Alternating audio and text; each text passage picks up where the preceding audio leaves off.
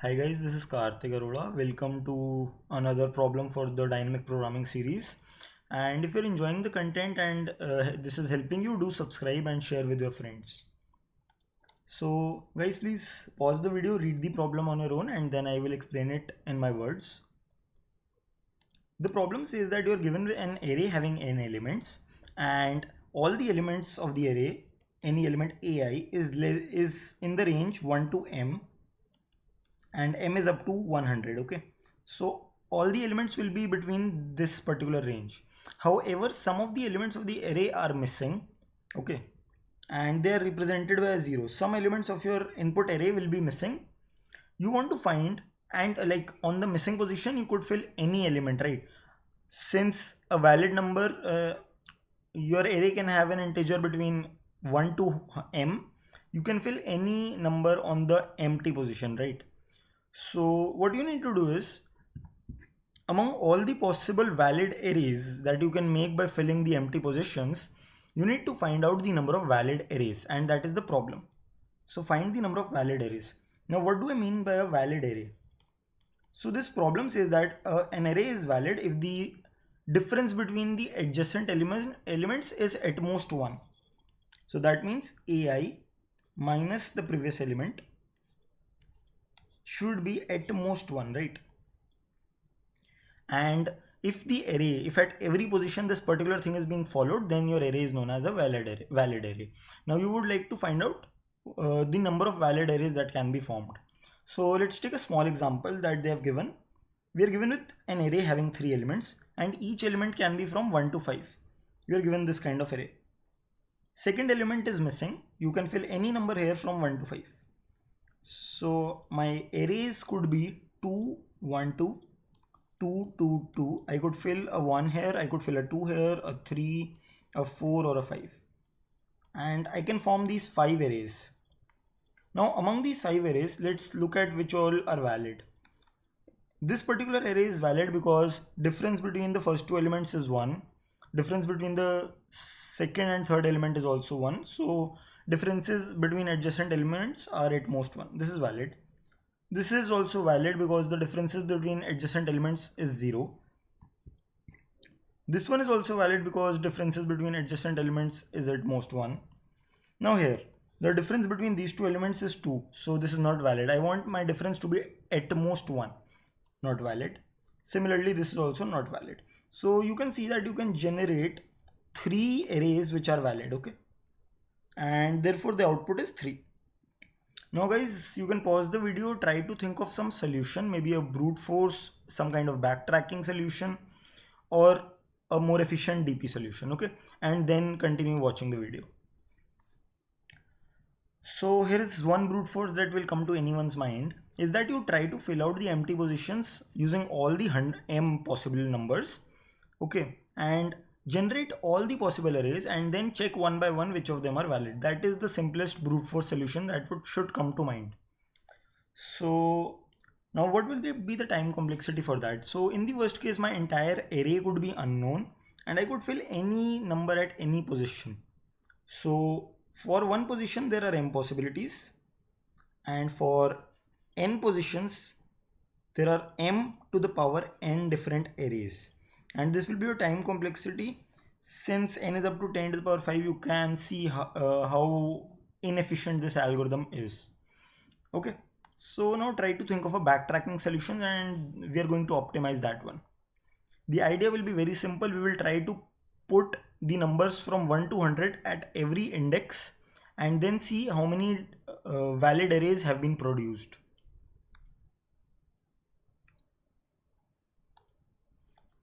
Now I'll be giving you some intuition and then again you can try following on your own. Okay, so I have this array a1, a2, so until some array of these size n. Some of the elements here are missing while others are known. Let's think about the nth element. Okay, if the nth element is already known, then there is nothing I can do about it and it is already fixed. Okay, and let's say that the nth element is either fixed or it's not fixed. So first of all, I will assume that my nth element is not fixed. Let me represent it by a cross, or let me just represent it using a 0. So let's say that my nth element is not fixed and I could try out all the numbers from 1 till m at this particular position. Okay, so what if I try to put a 1 at the nth position? Then what are the number of valid arrays, okay, that can be formed if I put a 1 at the last position? Think about what rules the array of size n-1 has to follow if there is a 1 at the last position. So first of all, the array of the size n-1 should be a valid array, and secondly, the element placed here at this particular position should either be a 1 or 2. That's it. There are no other possibilities because the smallest element in array is 0. So smallest element in array is 1. So I cannot put up 0 at any position. So this position should either be a 1 or a 2. Only then the difference between these two elements is equals to 1. Otherwise, the difference will be greater than 1 and my entire array is not going to be valid. So if I have some array that is array of size n-1, like these first n-1 elements, which is a valid array and that ends whose last element is either a 1 or a 2, all these arrays can be followed by this particular position with a 1. Okay, and these arrays of size n-1 which were valid will still be valid when they are of size n if I make sure that these two people follow the constraint that the difference between them is at most 1. So let me put this in more general case. If I put an element x at the nth position, okay, I have tried putting the element x at the nth position. Now if I knew the number of arrays that end of size n-1 of the first n-1 elements that are valid, the number of arrays that are valid of size n-1 and have an element x-1 here, then all these various arrays can be extended by this guy and they will still be valid when they are of size n. Similarly, I could also have an x here and these arrays can also be extended by this guy, and I could also have an x plus 1 here. So if I knew the number of arrays that are valid and have an element x minus 1, x or x plus 1 at the last index or at the n-1th index, then all these arrays can be extended to form a valid array of size n where x is the last element. So guys, with this intuition, you should try forming a DP state. So here is what my DP state is going to look like. What are the number of valid arrays consisting of the first I positions, that means a first position, second position and till the ith position, such that at the ith position I place the element x. Number of valid arrays of size I such that at the ith position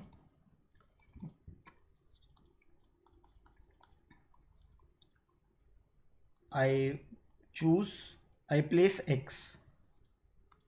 Also we'll consider what happens if x is already fixed. If the ith element is already fixed, in that case I cannot choose it to be something. Okay, so we are simply going to assign that to be 0 because I was not allowed to make it x and it was something else. So of course my array cannot end at that element, so that the last element here is x.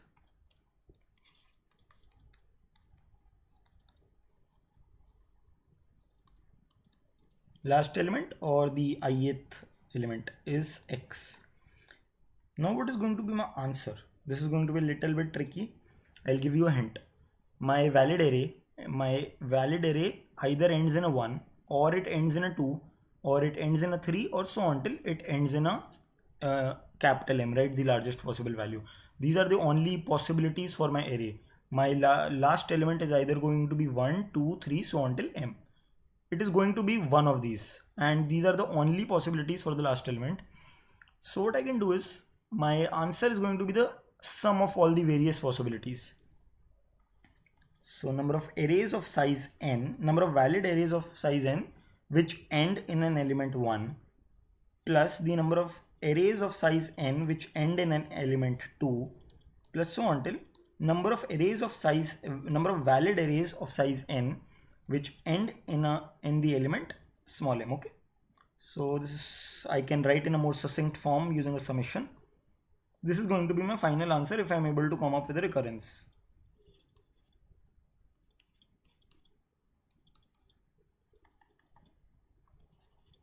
Alright, now I'll be erasing this thing, and instead of I, let me just have an X here. Okay, I'll be erasing this thing, and now we'll think about how we can build the recurrences. So let me try dp of I comma x. At the ith position, I am trying to place x. First of all, if the ith position is already fixed and it is not x, then it's going to be 0. 0 if ith position or ai is not equal to 0 and ai is also not equal to x. Okay, in that case it's going to be 0. Otherwise, if ai equals to 0 or ai equals to x, so if either of this thing is true, then I can have x at the ith position. Either ai is 0, then I can willingly put x at the ith position, and if the ith element is fixed but it is x, then also I can have an array ending at the ith element so that the ith element is x. Okay, then what are the number of valid arrays? So as discussed, here I have an x. Now I want to find the number of valid arrays of size I minus 1 such that they end in an element x minus 1 or x plus 1, right? So I'll take all these three possibilities, add them together, and that is going to be my valid number of arrays of size I which end in the element x. Okay, so it's going to be dp of I minus 1 comma x minus 1 plus dp of I minus 1 comma x plus dp of I minus 1 comma x plus 1. So that's it. This is the case in which ai equals to 0 or ai equals to x. And guys, that's it. I don't think there is any other possibility. Yeah, so this is your recurrence. Let me think of a base case.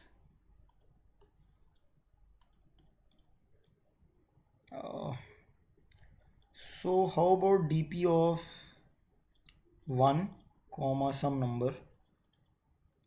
So this means that my array is of size 1, the number of valid arrays. So if there is just one element, my array is obviously going to be valid, right? So I'll say 1 if a1 equals to 0. Then for every x it's going to be 1. Otherwise it's going to be 0 if a1 not equal to x. Okay, if a1 equal to 0 or a1 equals to x, in this case I can have one array of size 1 ending in the element x. Okay, and if the element was something other than x, then dp of 1 comma x will be 0. This can be a nice base case, and now we can get started. Alright, I'll be moving to the coding part. And this is a nice question. If anything you find is not clear, then you can ask me in the comments. Yeah, so I've already taken the inputs here. This is n, the largest possible element in the array, m, the array itself, and I will be calling this function solve. Solve will return me the answers. Okay, so here we are. Let me declare the dp array as discussed. So dp of n plus 1 maybe and m plus 1. My final answer is going to be summation dp of n comma I, and I could be any element from 1 to m, the last element. Okay, so let's say that last element goes from 1 less than equal to m, the largest element. X is the last element of the array, and let me say integer answer equals 0, answer equals to answer plus dp of the last position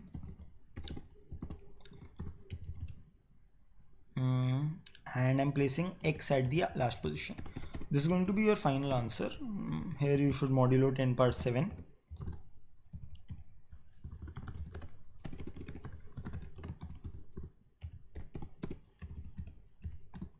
Alright, now I just need to evaluate the DP array, and we already know the base cases and the recurrences, so it should be pretty straightforward. Let me start from second element. First, I equal to 1 is a base case. I'll handle that separately.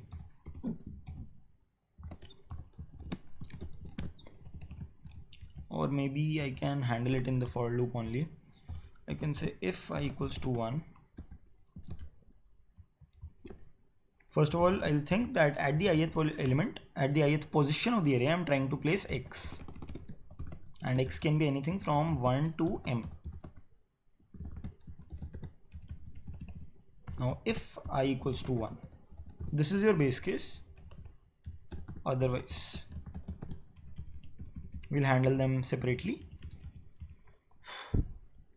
So otherwise, let's see what happens. Now at the ith element, I put an x. Whether can I put it or not, that is another scenario. So if the ith element equals to 0 or ith element equals to x, if any of the case is true, then I can put x at the ith position. It's cool. Otherwise, it's simply going to be dp of x is going to be 0, because you cannot put an x here, so the number of valid arrays ending at this position that end in an x is obviously 0. Okay, and this particular case is going to be dp of ix equals to dp of I minus 1. I could place x minus 1 at the previous position. I could place x at the previous position.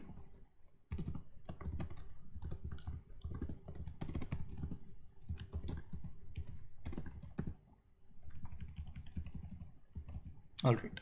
Moreover, here I have to think that I cannot place a 0. Same way I cannot place a number that is greater than m.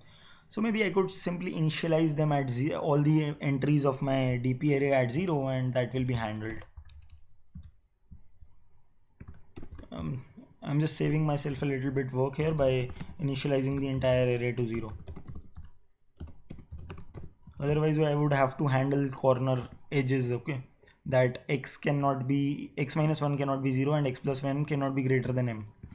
I'm initializing this to 0 to help myself save some extra effort here. Moreover, all this has to be modulo 10 power 9 plus 7. Modulo mod.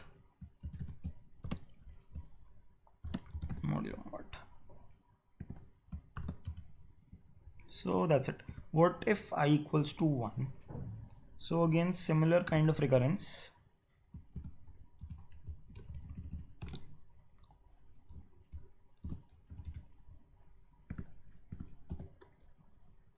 If I equals to 1 and I'm trying to place x, if I can place x, then there exists one valid array.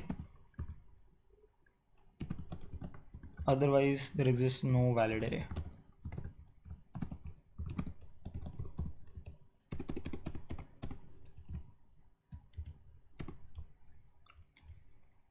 Yep, that should work. Let me just try out the sample.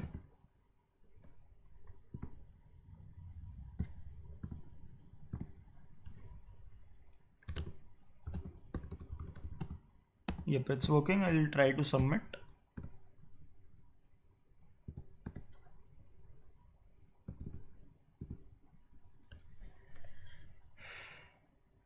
Alright, it got accepted. So thanks for watching, guys. If this helped you, then do like, share and subscribe. Also let me know in the comments if you liked it, and if you think there is something that can be improved, you can also let that be written in the comments. Thanks for watching.